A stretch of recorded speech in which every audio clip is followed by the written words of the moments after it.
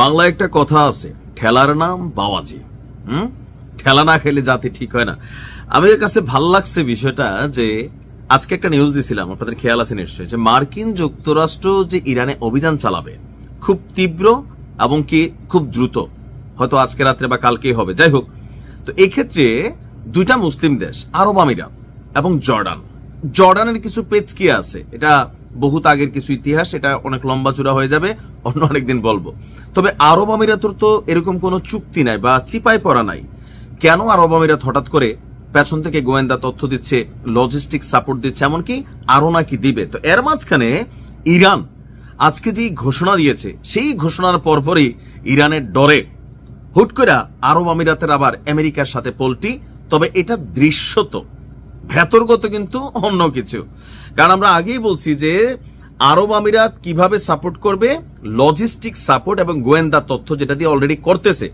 তবে ইরানের বিরুদ্ধে মার্কিন যুক্তরাষ্ট্রের এই অভিযান পরিচালনার ক্ষেত্রে আরব আমিরাতে মার্কিন যে সামরিক ঘাঁটি আছে, এই ঘাঁটি বা আরব আমিরাতের আকাশ সীমা বা আরব আমিরাতের ভূখণ্ড কোনো কিছুই ব্যবহার করতে দিবে না আরব আমিরাত। আর স্পষ্ট আজকে এই বার্তা দিয়েছে দেশটির পররাষ্ট্র মন্ত্রণালয়। একটা বিবৃতিতে বলা হয়েছে যে ইরানের বিরুদ্ধে কোনো শত্রুতামূলক সামরিক কার্যক্রমে নিজেদের আকাশ সীমা, ভূখণ্ড বা জলসীমা ব্যবহার করতে না দেওয়ার বিষয়ে সংযুক্ত আরব আমিরাত তাদের অঙ্গীকার পুনর্ব্যক্ত করছে। এমনকি ইরানে কোনো হামলায় লজিস্টিক সহায়তা দেবে না আমিরাত। মানে এটা ভালো লাগছে। দেখেন, এগুলো কিন্তু ইন্টারন্যাশনাল নিউজ। আমি যেটা দিছি এমন না যে আমি বানায়া বলছি, কিন্তু এখন বলতেছে ভাই আমি লজিস্টিক সাপোর্টও দেব না, ঠেলার নাম বাবাজি। বর্তমান সংকট মোকাবিলায় সংলাপের পাশাপাশি উত্তেজনা কমানো, আন্তর্জাতিক আইনের প্রতি আনুগত্য এবং রাষ্ট্রের সার্বভৌমত্বের প্রতি সম্মানই সর্বোত্তম উপায় বলে জানিয়েছে আরব আমিরাত। আর যুক্তরাষ্ট্র ভিত্তিক সংস্থা human rights activist news agency ইরানের সম্প্রতি যে বিক্ষোভ হয়েছে এটাকে কেন্দ্র করে ইন্টারন্যাশনালি তার আর একটা প্রচারণা চালাচ্ছে, আরব দেশগুলোকে উদ্বুদ্ধ করছে যে না, ইরান যেটা করছে ভাই এটার বিরোধীতে তোমাদের দাঁড়ানো উচিত, সহযোগিতা করা উচিত।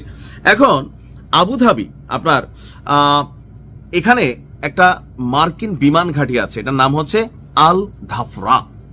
সেখানে 100-200 না, হাজার হাজার মার্কিন সেনা অবস্থান করছে।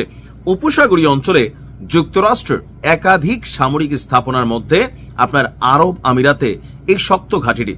এখন যেহেতু রাজধানী আবুধাবির কাছেই এই সামরিক সেন্টারটা, তো ইরান কিন্তু ঘোষণা দিয়েছে যেই সকল আরব রাষ্ট্র তাদের ভূমি, আকাশ সীমা, ভূখণ্ড, জলসীমা ইরানের বিরুদ্ধে ব্যবহার করতে দিবে, ইরান তাদের প্রতি প্রতিশোধমূলক মেন্টালিটিতে যাবে। যদি ইরানের সার্বভৌমত্বের উপর ন্যূনতম কোনো আঁচ আসে আর সেখানে আরব রাষ্ট্রগুলোর সহযোগিতা পাওয়া যায়, তাহলে প্রথমে সেই দেশগুলোর বিরুদ্ধে তারা অভিযান চালাবে। অর্থাৎ ইরানের যেই ক্ষেপণাস্ত্র বা যে ধরেন বিভিন্ন বাহিনী আছে বা টার্গেটে খুব সহজে মানে ঢুকাই দিতে পারবে, এর মধ্যে আরব আমিরাত একটা রাষ্ট্র। আর আরব আমিরাতের সাথে একটা দ্বীপ নিয়ে একটা দীর্ঘদিন যাবত ভেজাল কিন্তু আছে। তো এই ক্ষেত্রে জর্ডানের একটু চিপায় আছে। আবার বলি, একটু বইলা যায়, না বললে বুঝবেন না। আপনাদের খেয়াল থাকার কথা, আরবরা সবাই মিলা ইসরায়েলের বিরুদ্ধে একবার যুদ্ধে নামছিল, দুইবার, এমনকি দোনোবারই পরাজিত হয়েছে। তো ইসরায়েল করছে কি, একসময় যখন লাস্ট যুদ্ধটা হয়েছে জর্ডানের অর্ধেক কিন্তু দখল করে ফেলছিল।